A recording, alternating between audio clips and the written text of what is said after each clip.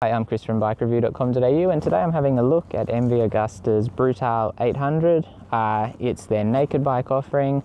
Obviously, MV Agusta have never kind of made the compromises that everyone else made. Originally, when naked bikes started really picking up popularity, they didn't have the detuned, really, kind of basic versions. They've always offered something quite a bit more premium. That continues to this day. This is the 800 triple engine. It's really punchy, really torquey, beautiful. We've got adjustable suspension front and rear.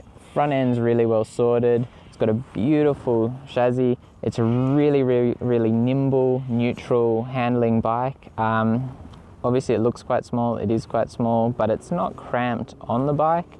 I find it quite comfortable. It's got nice wide bars, give you some good leverage. Not enough to be an issue on the freeway if you're doing longer rides. I spent most of the day in the saddle yesterday, had a good time on the bike. The seat is quite hard and the rear shock was too firm for me. We softened it as much as we could within the settings we could reach, but we couldn't do preload because we're out on the road. But obviously being adjustable, you can, work on the bike suspension yourself until you're happy with it. Probably the one real criticism I found was with the electronics. If you're going under 30 kilometers an hour, it can be quite snatchy. The way this bike is obviously intended to be ridden with that up and down quick shifter is quite aggressively, where you're just powering through. And if you do that, it's beautiful. It's really nice to ride. Like honestly, the power from this machine and just the way it's delivered and the torquiness it's beautiful. It's such a nice triple cylinder engine. The trade-off is, when you get caught in traffic, you have the problem where it can be snatchy down low. And that's normally just because the traffic's shit. If you can keep it flowing, it's much better. But under 30, you'll probably notice that. The more time I spend on the bike, the more I found there's kind of ways that you can get around that. However, with the hydraulic clutch, you don't want to be feathering the clutch that much because it's reasonably heavy. But up and down quick shifter kind of means that the clutch is largely unnecessary if you're just moving along at a reasonable pace, like even 50 k's an hour. Very tall gearing on the freeway, could pretty much sit in third or fourth, and you're not even using 50% of the rev range. In fact, in most of the riding, apart from a couple of squirts, staying below 7,000 or 8,000 RPM, and it goes up to 14.5 or 15. It shows right up the top end of the RPM range on the dash, 16, and it's hard to imagine that you'd ever go there because even really having a good go, you're just not getting that high up in the rev range. And staying further down in the gears, you've got nice punchy power. Like going in 6 on the freeway, you're going to get good fuel economy, but you don't have that same instant power delivery that you do in, say, 4th or 5th. And this bike is all about that punchy, torquey triple. Styling is really nice. I think there's a couple of areas where MV tends to get a little bit let down. It'd be nice if they polished the exhaust collector welds off just to make that a little bit cleaner. That's kind of the one thing that I always look at their bikes and go, why did you leave it that way? Apart from that though, there's a little bit of wiring visible here in the at the headstock, but nothing too extreme. It's got a nice finish quality on everything. All of these components are nice. Obviously with the red frame, stands out. It looks really good. And you've got like these engine protectors on it, which is a nice move by MV. It's got their logo on it. One thing that I thought was better is the pegs. They've got a little bit more grip on the edges. I was having trouble getting my toes up on the pegs. Not that it's totally necessary, but when I'm having a go, I do like to do that. And I was just finding there wasn't quite enough room to the rear because I've got quite big feet.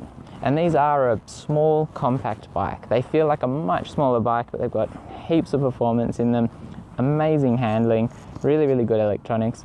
It's just a awesomely fun machine.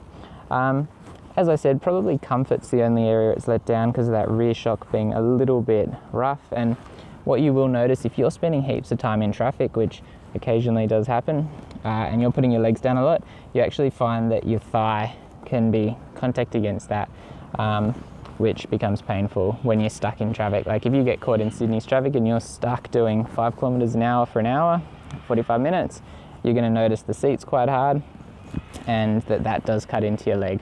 Probably will depend on your proportions though. So overall, really fun machine. You know, you've got good vision through the mirrors, good overall ergonomics, good quality of finish. There's a couple of areas that, you know, if I'm going to be really critical, that I'd pick up on, but that's common in most machines. And it's just awesome fun. The triple engine is beautiful. I'm going to turn it on just so you can have a hear. It does not have that much exhaust note. It's all engine noise, and it's quite loud. On the bike, it's nicer. We found when we were doing the photo shoots, it's very mechanical sounding as the bike comes past.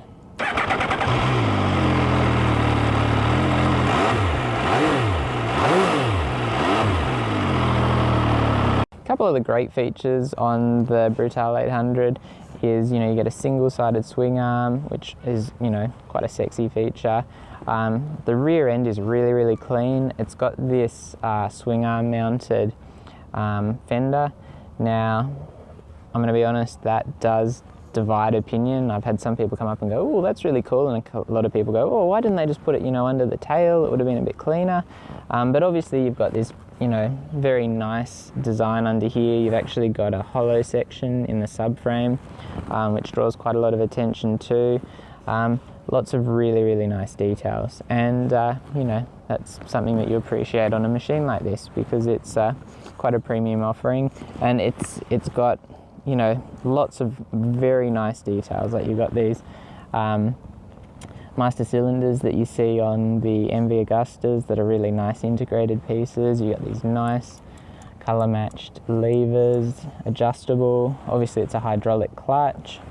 No carbon fiber, not that you'd really expect it, but, you know, full Brembo brakes, and just a really nice, fun overall machine.